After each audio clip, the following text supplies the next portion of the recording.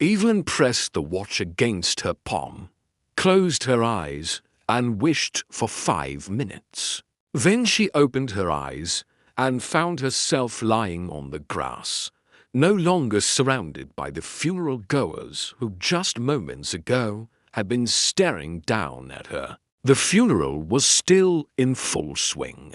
Her mother was still in the open grave, the priest droning on about the brevity of life and the certainty of death. Evelyn got to her feet, adjusted her black dress, which felt suddenly stiff and heavy, and made her way over to the edge of the grave. "Don't do this," said a voice behind her. It was her father, his face pale and drawn. He reached out to grab her arm, but she stepped away from him. "I have to," she whispered, staring down at the casket.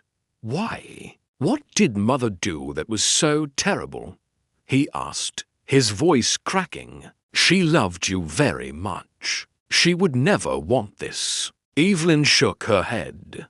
"Then let her rest in peace," she said quietly, then turned and walked away from him, back to the field of mourners. Evelyn had always liked the woods behind their house. As a child, she used to play hide and seek among the trees with her sister, or she would sit on the forest floor and read books while the sun dripped gold through the leaves. Now the woods seemed dark and foreboding. Still, she walked among the trees until she came upon a familiar clearing. And there in the middle of the clearing, nestled between a weeping willow and an old oak, was a stone cottage. When she was little, she used to spend many happy hours playing in the cottage with her imaginary friends. Then one day her mother had come out to the clearing,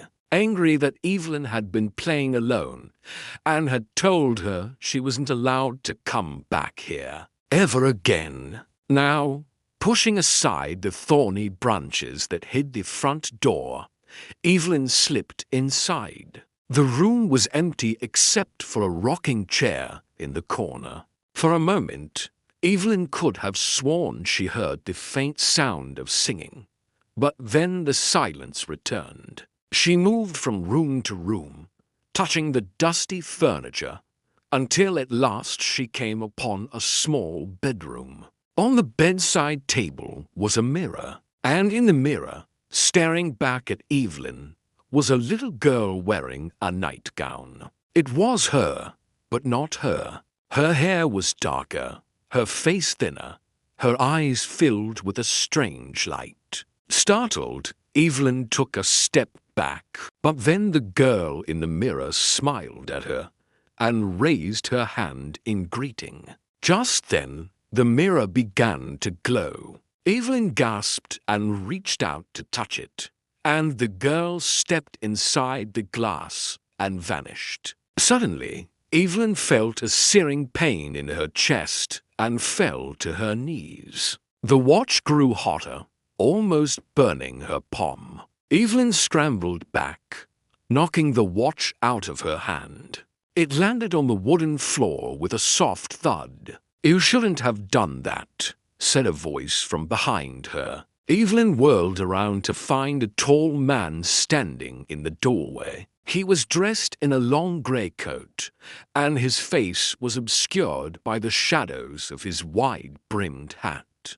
"Who are you?" she whispered, backing away. "I'm here to take what's mine," he said, stepping closer. Evelyn shook her head. "No, it's mine." "You don't understand," she stammered. "This watch, it rewinds my life. I get to go back and do things differently. I can undo mistakes." The man frowned slightly. "That's not how it works," he said, reaching out to take the watch from where it lay on the floor. Evelyn screamed and threw herself at him, knocking him over. The two struggled for a moment, but the man was stronger than she was. With a quick twist of his wrist, He wrenched the watch from her hand and snapped it open. Evelyn stared at him in disbelief. "What are you doing?" she cried. "You're destroying it."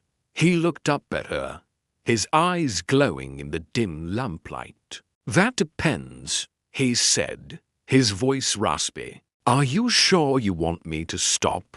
Evelyn couldn't speak. She didn't know what to say. She couldn't bear the thought of losing the watch, but at the same time, she couldn't bear the thought of the pain it caused her. The man saw the conflict on her face and smiled. "It's too late," he said, his voice softening. "You've already paid the price."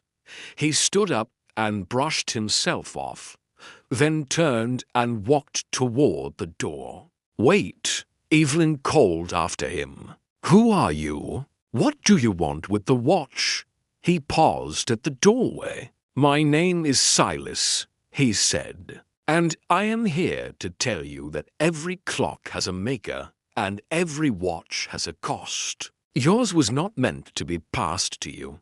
Then he was gone, slipping backward into time itself. Evelyn scrambled to her feet and ran to the window. She could see him walking away from the cottage, his grey coat billowing behind him like a storm cloud. She wanted to call out to him, to ask him why he had taken the watch and where he was going, but no words came out of her mouth. She was rooted to the spot, her gaze locked on the retreating figure. As she watched, he disappeared around a bend in the path, and then he was gone. Evelyn tried to shake off the strange feeling that had come over her, but it was no use. She felt drained, as if something vital had been ripped from her.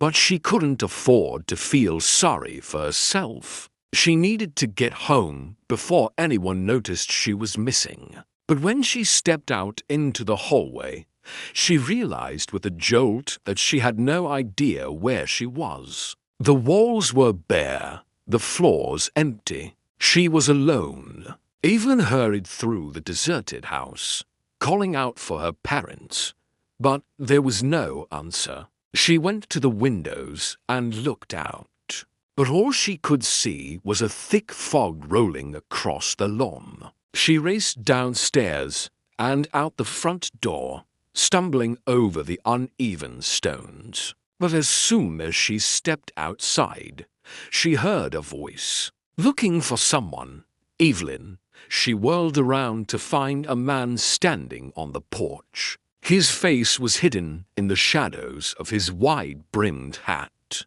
and she could have sworn she saw a smile flash between his lips. "Do you know where my parents are?" she called out to him. "They were here just a moment ago. I saw them standing right where I'm standing now." The man chuckled. "They're gone, child," he said. "As are you. This is not your time." Evelyn shook her head, suddenly realizing who she was dealing with. "You're the one who took the watch," she accused. "You stole my watch." He nodded slowly. "It's time you learned the truth," he said, stepping closer. "There are forces at work in this world that you can't begin to understand. Forces that have been manipulating you, guiding you, preparing you for this moment." Evelyn backed away, bumping into a tree. "I don't want to hear this," she whispered. "Give me back my watch." "It's too late," he said softly. "You've already paid the price." Evelyn screamed and clawed at his face. But he was too quick for her. He dodged her grasp and stepped back. "Don't you understand?" he said, his voice rising. "This world doesn't revolve around you. Your life is but a single thread in the grand tapestry of time. And you have no idea how fragile that thread is, how easily it can be broken." He reached out and touched her cheek. His fingers were cold, like ice. I am here to tell you that you are not the only one who can manipulate time, he said. And you are not the only one who can rewind your life. He stepped back and removed his hat, revealing a face that was handsome in a cruel sort of way. His eyes were dark and fathomless, and his lips curled into a cruel smile. "Who are you?" Evelyn whispered, her voice trembling. "You can call me Silas," he said. "And I am here to tell you that everything you thought you knew about the world is a lie. You have been living in a dream, and now it's time to wake up." He reached out and took the watch from her neck. Then he stepped back and wound it closed, trapping her in its depths.